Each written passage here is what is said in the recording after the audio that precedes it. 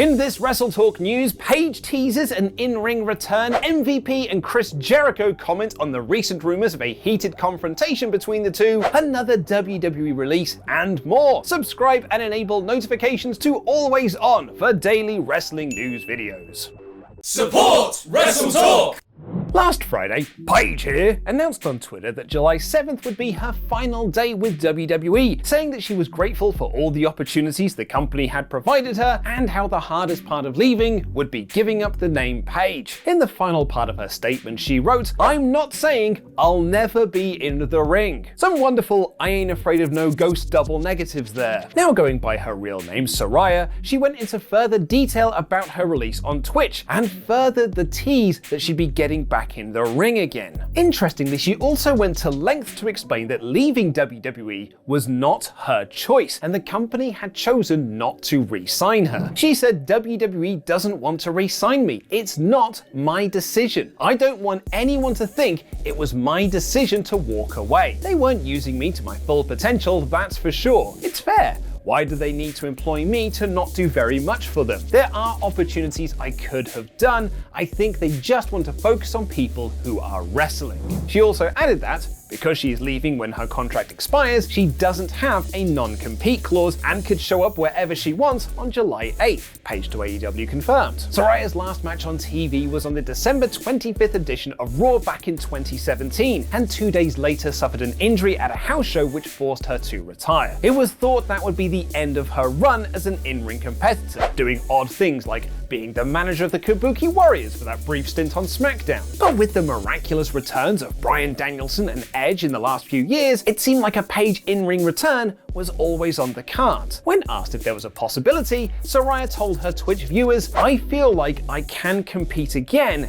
Yeah." When asked if she would join another wrestling promotion, she said sure, if the money is right. Paige to AEW confirmed, etc. And Paige isn't the only person who was released from the company recently, as Dave Meltzer is reporting that Troy Donovan, aka 2 Dimes, has been released from NXT as part of a policy issue. Unlike the other releases this year in NXT, which recently included Stokely Hathaway, Haaland, Persia Pirotta, and Dexter Lumis, this was not part of budget cuts according to Meltzer. However, he did also add he may be brought back in a year. And now, hot tag to Ollie. Before we get on with the rest of the episode, I'd just like to say a huge thank you to this video's sponsor, Magic Spoon, where you can get $5 off your order by using our link in the description with the code WrestleTalk on checkout. This time on WrestleTalk Mukbang, it's Adam from PA tucking into a bowl of Magic Spoon, the Saturday morning cartoon-inspired cereal upgraded for the 21st century. With an incredible 0 grams of sugar, 14 grams of protein for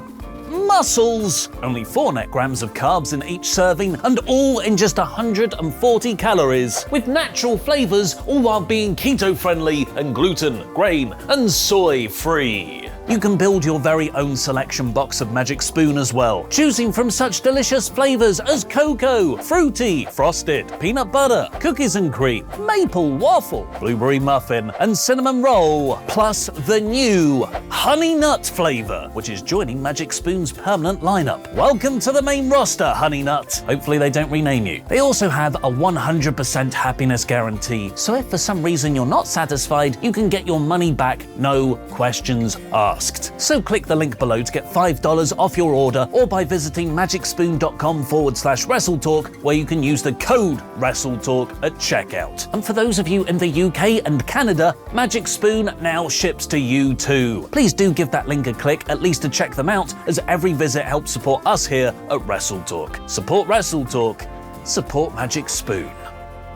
In last Friday's edition of the Wrestling Observer newsletter, Dave Meltzer reported a story that there was a heated confrontation between AEW's Chris Jericho and WWE's MVP at a hotel in Houston last month. The story goes that Jericho was chatting with Matt Hardy when MVP approached him, and it then became a tense situation from there, as Jericho boarded an elevator and told him he doesn't fight jobbers as the doors closed, and MVP was screaming about it in the lobby. Meltzer adds that Jericho and MVP had a falling out about 18 months ago and have not been friends since. Sean Ross Sapp over at Fightful Select has dug further into this story, noting that their disagreements boiled down to social and political issues which were made public on Twitter, and one source told them that they have had private exchanges that had further distanced the two. As for the hotel incident, SRS was told that MVP approached Jericho to handle or discuss their issues, and at one point invited him outside to handle their problems. SRS reached out to MVP, who told him that there was an exchange,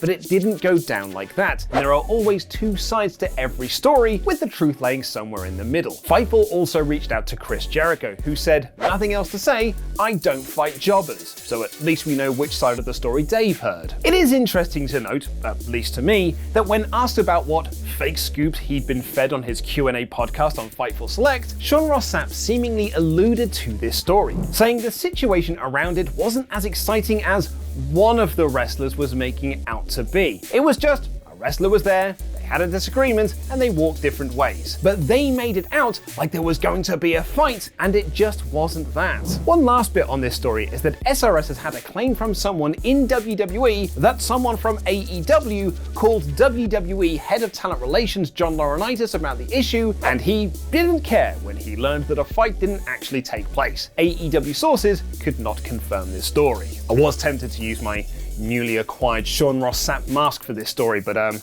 it didn't feel like the right time. Maybe I'll use it for this next one. To paraphrase Sinead O'Connor, it's been 7 hours and 28 days since Sasha Banks and Naomi walked out on a taping of WWE Raw when they disagreed with their creative direction, dropping their Women's Tag Team Championship belts on the desk of Johnny Ace and walking out the door. WWE went out of their way to bury the pair on commentary for the decision and announced a few days later that Banks and Naomi had vacated the titles and there would be a tournament to crown new champs. Banks and Naomi have also been suspended indefinitely without pay. But there hasn't been anything about that tournament since. And when asked about the lack of updates from WWE about this tournament on his Fightful Q&A podcast, SRS said, "I haven't heard of any plans being made at all." Yeah, that was worth it. Naomi recently broke her Twitter silence, reposting a motivational video from McDonald Jean-Louis, or maybe it's just McDonald John Lewis, which says that important people come and go. Rejection can also be looked at as redirection. Don't allow someone to make you feel what you like is stupid, and that sometimes you will have to let other people down to make yourself happy. Can't imagine that post was related to walking out on Raw, but I thought it was worth noting. And speaking of breaking silence, here's how Vince McMahon reacted to the walkout. Thank you for your support on Patreon, Chris the Cypriot Sensation Patru, and He's No Jackass Dano. Get your own WrestleTalk news shout-out over at patreon.com/WrestleTalk. On his podcast After the Bell End, Corey Graves and Sami Zayn spoke about the backstage chaos that often happens in WWE. Zayn admitted that there are times he does get frustrated with it, but notes that no matter how mad things get, WWE always works it out. It's a testament to how talented everyone is. It's crazy. This shouldn't work, but it does. Just once, I'd love for it not to work, so we can go, guys, we can't keep operating this way. We need to have things set beforehand. We can't have it this close to the wire. Nope, we always pull it off. And that's why it keeps happening. Even adding that Vince McMahon secretly loves the chaos. Graves then went on to talk about the Banks and Naomi situation and how Vince McMahon reacted to it, saying, "I walked back through the curtain and I walked up to our fearless leader and he had a grin on his face. I said, hey, it's live TV. Nothing can go wrong, right? He just laughed and shook my hand and went about his business." Sounds like a healthy way to run a company. Graves came unfairly under fire following Banks and Naomi walking out on Raw, as he was made on commentary to say that the two had summarily and unprofessionally left the building. His wife and WWE star Carmella defended his words on Twitter, saying, "Imagine still living in a world where you think he just says whatever he wants." Speaking of saying whatever you want, Switchblade Jay White cut a fabulous profanity-ridden promo following his win over Okada at Dominion, where he won the IWGP Heavyweight Championship for the second time. Oh yeah, Jay White is the IWGP World Heavyweight Champion. Didn't see that one coming. Fans had expected Okada to retain, especially after Hangman Adam Page set up a match between them for the title on last week's Dynamite. But White shocked the wrestling world by picking up the belt at Forbidden Door. Okada vs Page had been reported by several media outlets as one of the leading matches on the Super Show, and it now remains to be seen what that will be changed to. Speaking of Forbidden Door, and it is now official that Hiroshi Tanahashi will face Jon Moxley for the interim AEW World Championship. Tanahashi got the spot by beating Hiroki Goto at Dominion, while Moxley got his by being the ranked #1 wrestler in AEW, which guaranteed him the main event of Dynamite last week to face the winner of a Casino Battle Royale that kicked off the show. All it was missing was Mike Tenay and Don West telling us it's really quite simple. Perhaps even more excitingly though, at least for me and the rest of the WrestleTalk office, is that Zack Sabre Jr. called out Bryan Danielson at Forbidden Door during the media scrum after Dominion. He said, "No more time for subtlety, American Dragon, old Dragon bollocks. Can you take some time out of your golfing schedule with the Blackpool Combat Club to find out who the best technical wrestler is in the world? Well, I'll tell you now, darling, it's f***ing me. It's happening, everyone. It's happening. Calm down. Calm yourselves down. It's happening. It's happening. It's happening. It's time for the news. Time for news that you missed. Oi, oi, oi. Hello, everyone. This is Adam from WrestleTalk covering the missed news that you might have missed. Missed news this week in news that you might have missed. I'm getting better at this.